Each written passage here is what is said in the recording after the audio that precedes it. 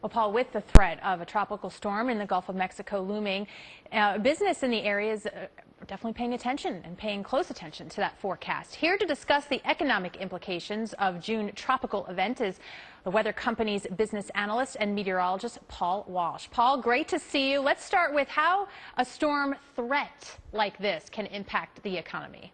Well, Maria, there's always three phases to the impact of a storm like this on the economy. The first phase I call the forecast factor, which is happening right now as we speak in Florida. And that is people preparing for the upcoming event and changing the way that they're going out and spending money and buying. The second factor is, of course, when the hurricane actually hits. That typically can have a smaller impact in terms of geography, but the impact economically can be severe. And then the third impact is the recovery, which almost always happens after a storm. All right, we've had a lot of extreme weather in some of these areas that may be seeing tropical systems this year. So how big of a threat are storms this year, especially for certain areas?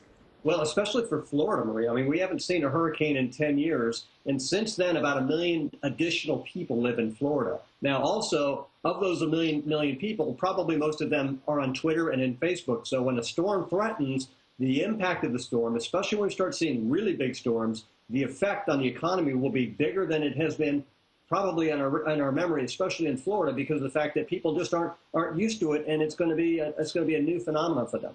All right, I want to get your take on how businesses do or don't use long-range hurricane forecasts. Well, from a long-range perspective, businesses, I think, inform their strategy based on those longer-range forecasts. And, of course, the forecasts have been getting better and better over time, but they're very imprecise. So we can't tell where a storm is going to go or what the potential impact of a specific storm would be.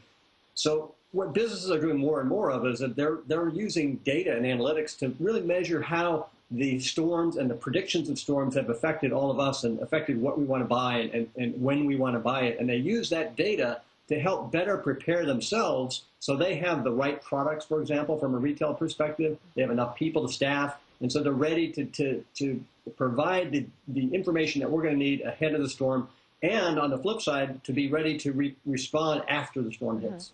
All right, one step ahead is not enough. You've got to be 10, 20 if you're a business owner. All right, Paul Walsh, thank you so much for the input. Appreciate it. Paul?